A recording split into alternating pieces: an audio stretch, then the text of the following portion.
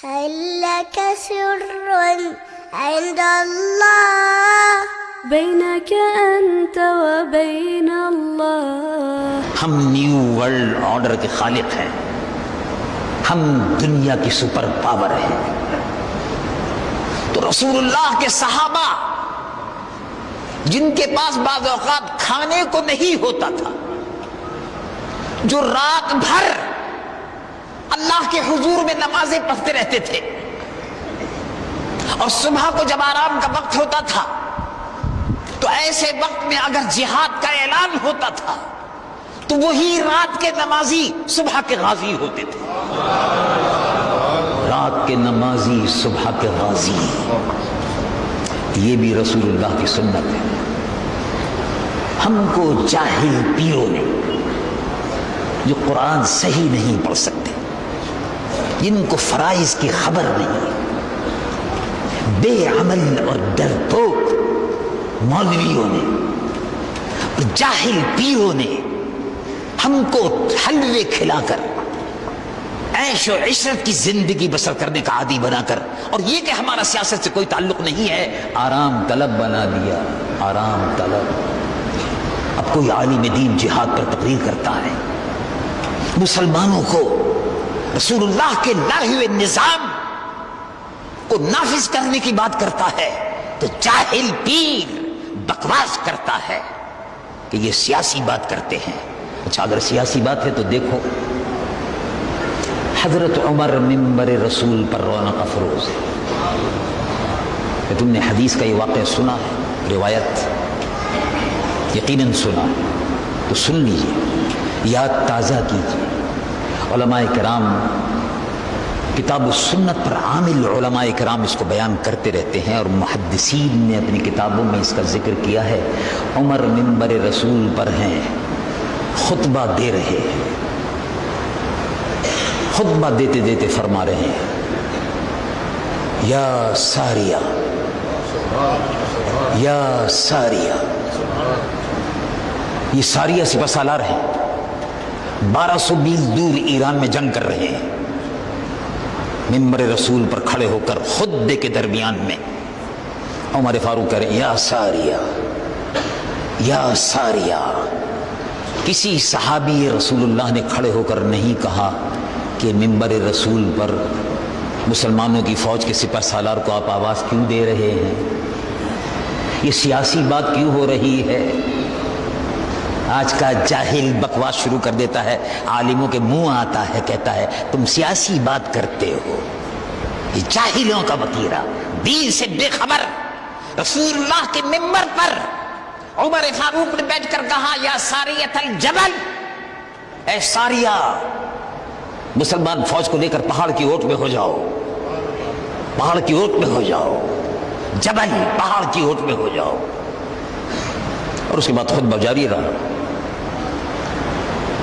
رسول اللہ کے کسی صحابی نے اعتراض نہیں کیا، نماز ختم ہو گئی۔ کسی صحابی نے عرض کیا کہ یا عمر امیر المؤمنین، ساریہ کہاں ہے؟ کہا ایران میں ہے، مسلمان فوج گھر رہی تھی۔ سبحان اللہ، منبر رسول پر بیٹھ کر صحابی رسول اللہ عمر فاروق اگر 1200 میل دور دیکھ رہے ہیں تو بولو ان کے آقا مصطفیٰ کا عالم کیا ہوگا۔ اللہ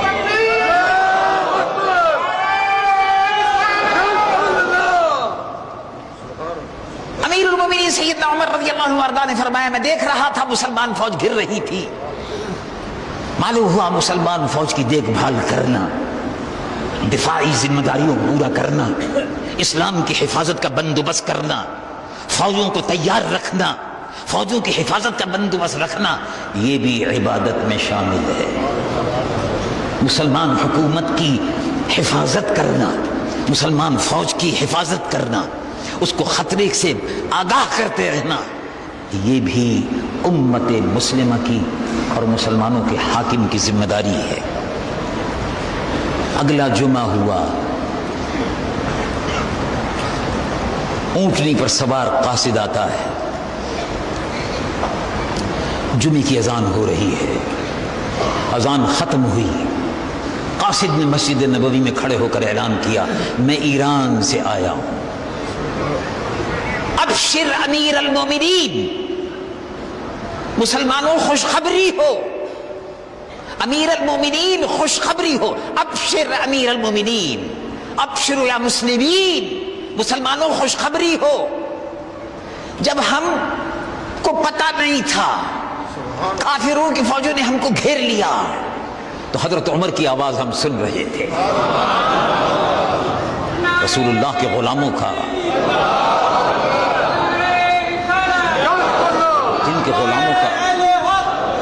جن کے غلاموں کا یہ عالم ہے، غلاموں کے مرتبے سے آقا کا پتہ چلتا ہے، ان کی شان کا عالم کیا ہوگا۔ ان کا عالم یہ ہے، ان کے آقا کا عالم یہ ہے کہ وہ 1,24,000 انبیاء و مرسلین کے امام ہیں۔ ان کے آقا کا عالم یہ ہے کہ 1,24,000 انبیاء پر اللہ نے ان کو ایسی فضیلت دی، کسی نبی کو جمال عطا ہوا، کسی کو کمال عطا ہوا، کسی کو علم عطا ہوا، کسی کو معجزات عطا ہوئے، ہر نبی کو ایک وصف اور ایک خصوصیت عطا فرمائی۔ لیکن 1,24,000 نبیوں کے کمالات جہاں ختم ہوتے ہیں، ان کی حد جہاں ختم ہوتی ہے، وہاں سے کمال مصطفیٰ شروع ہوتا ہے۔ 1,24,000 نبیوں کے علم کی حد جہاں ختم ہوتی ہے، علم مصطفیٰ شروع ہوتا ہے۔ یہ سید العالمین محمد رسول اللہ، اب ان کے غلام منبر پر بیٹھ کر، منبر پر کھڑے ہو کر فرما رہے ہیں یا ساریۃ الجبل، تو آواز پہنچ رہی تھی، ہم نے آواز سنی، مسلمان فوج کو پہاڑ کی اوٹ میں آپ کی ہدایت کے مطابق کر دیا۔ اگر ہم نہ کرتے تو دشمن فوج پیچھے سے حملہ آور ہو جاتی۔ عمر فاروق دیکھ رہے تھے کہ کافروں کی فوج کی نقل و حرکت کیا ہے اور مسلمانوں کی فوج کی نقل و حرکت کو کہاں کرنا چاہیے۔ اللہ کے محبوب گودام کی چابی،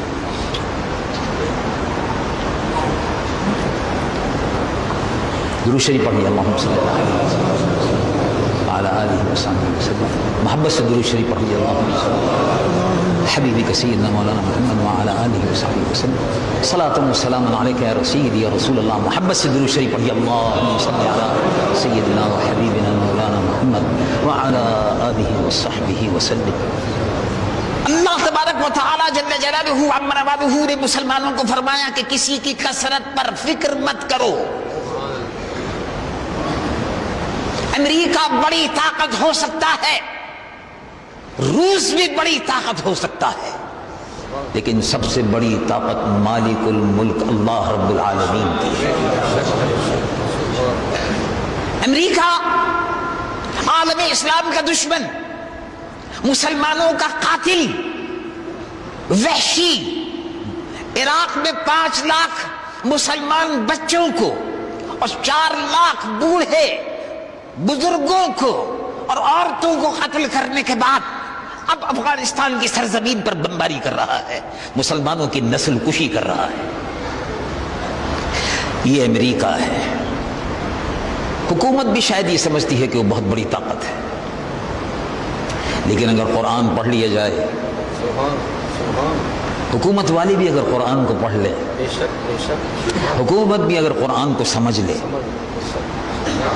اور اس طرف متوجہ ہو جائیں، قرآن کو دیکھ لیں اور ان کو معلوم ہو جائے کہ مالک الملک اللہ ہے، تو سارا مسئلہ حل ہو جاتا ہے۔ کوئی سپر پاور نہیں ہے۔ افغانستان کی سرزمین یہ غازیوں کی سرزمین ہے، افغانستان کی سرزمین محمود غزنوی کی سرزمین ہے، افغانستان کی سرزمین شہاب الدین غوری کی سرزمین ہے۔ وہ شہاب الدین غوری افغانستان کا بادشاہ سو رہا تھا، تاریخ کی کتابوں میں لکھا ہوا ہے، پڑھیے اس کو، سبحان اللہ، ایمان تازہ ہوتا ہے۔ شہاب الدین غوری سو رہا ہے اور دہلی میں اس کو 2 سال قبل ہاتھیوں کی فوج سے شکست ہو گئی تھی، اس لیے کہ افغانستان میں ہاتھی نہیں ہوتا، تو شہاب الدین غوری کو دہلی سے پہلے شکست ہو گئی تھی۔ ہاتھیوں کے لشکر نے شہاب الدین غوری کی فوج کو رون ڈالا تھا۔ شہاب الدین نے غیرت مند سپہ سالار نے پلنگ پر سونا چھوڑ دیا، زمین پر بستر بچھانا چھوڑ دیا، فوج کو تیار کر رہا تھا۔ مسلمانوں کا غیرت مند جرنل تھا، مسلمانوں کا عظیم المرتبہ سپہ سالار تھا، اسلام کی غیرت اور حمیت اس میں کوٹ کوٹ کر بھری ہوئی تھی، سو رہا ہے، خواب میں دیکھتا ہے، صبح کو بیان کرتا ہے، علماء کو بلایا، درباریوں کو بلایا، کہا میں نے رات کو خواب میں دیکھا ایک بزرگ تشریف لائے، میں نے ان کو نہیں دیکھا، میں نہیں پہچانتا تھا۔ انہوں نے کہا ان بزرگ نے فرمایا، وہ سفید ریش بزرگ تھے، چہرے سے نور برس رہا تھا، معلوم ہوتا تھا چاروں طرف اللہ کی رحمت ان پر برس رہی ہے۔ انہوں نے کہا میں معین الدین ہوں، شہاب الدین، میں معین الدین ہوں، یہ کہنے آیا ہوں کہ تم آگے بڑھو، دہلی کا تخت تمہارا انتظار کر رہا ہے۔ یہ ہے وہ شہاب الدین غوری۔ اور شہاب الدین غوری نے کہا کہ جس بزرگ نے مجھ سے یہ فرمایا ہے، مجھے یقین ہے کہ اب فتح و نصرت میرے قدم چومے گی، تیار ہو جاؤ۔ فوجیں تیار ہو گئی اور دہلی پر حملہ کیا۔ ہندوستان کا بڑا عظیم المرتبت بادشاہ تھا رائے پتھورا۔ رائے پتھورا کی ناش کے ٹکڑے کر کے رکھ دیے۔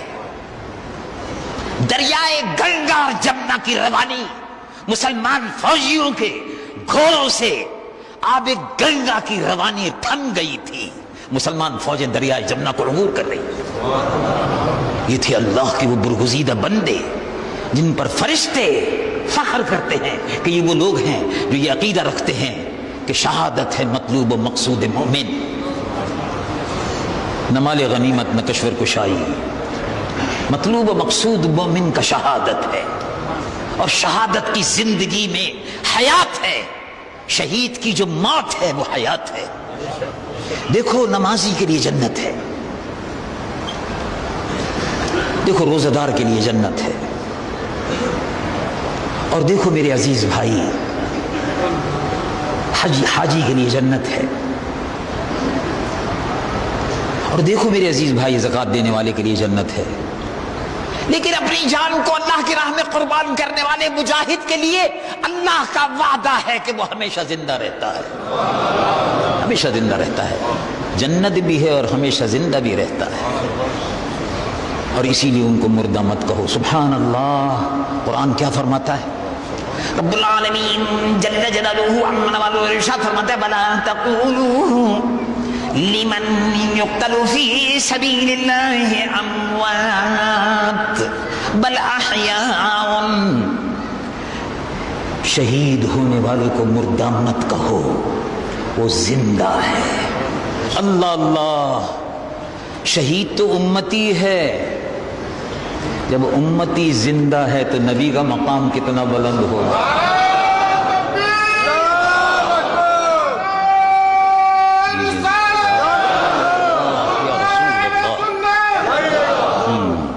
حضور پرنور سید العالمین محمد الرسول اللہ صلی اللہ علیہ وسلم کی امت کے مجاہد رسول اللہ کے دائیں اور بائیں اپنی جانوں کا نذرانہ پیش کرتے تھے۔ افغانستان کی سرزمین آج کربلا بنی ہوئی ہے، لیکن یاد رکھو مسلمانوں، غریب ملک افغانستان جو 25 برس سے 10 برس روس ریچھ دنیا کی سپر پاور سے ایمان والے ٹکرا گئے، تو روس 10 برس تک افغانستان کے پہاڑوں سے سر ٹکراتا رہا، اور 10 برس بعد شکست کھانے کے بعد اس کا جرنل جب آخری سرحد پہ کھڑا ہوا تھا دریائے آمور کے کنارے، تو کہہ رہا تھا اب ہم اس ملک میں کبھی واپس نہیں آئیں گے۔ 50,000 فوجیوں کے جنازے اٹھائے گئے تھے۔ دنیا کی وہ سپر پاور پچھلی صدی میں افغانستان کے مفلوق الحال، غریب اور مفلس مسلمانوں سے ٹکرا کر پاش پاش ہو گئی۔ اب امریکہ بھی انشاءاللہ پاش پاش ہو کر رہے ہیں، اور یہ مسلمان مجاہدی غازی، یہ تیرے پراسرار بندے، افغانستان کے مجاہدین، شہاب الدین غوری کی اولاد، محمود غزنوی کے سپوت، اور داتا گنج بخش علی الحجویری کے سپوت۔ داتا گنج بخش علی الحجویری بھی افغانستان سے آ کر لاہور میں بیٹھے تھے۔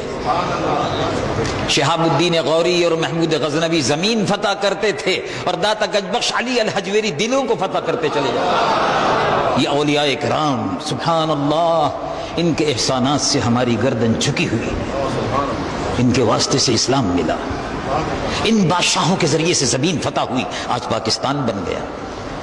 تو افغانستان کی سرزمین وہ ہمارے بھائی ہیں۔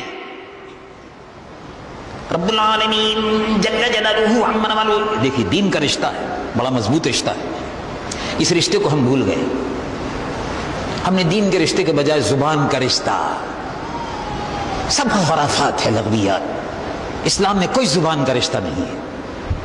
مرنے کے بعد سب کی زبان عربی ہو جاتی ہے، مرنے کے بعد سب کی زبان، پوچھ لیجئے کسی عالم سے مرنے کے بعد کون سی زبان بولے گا آدمی؟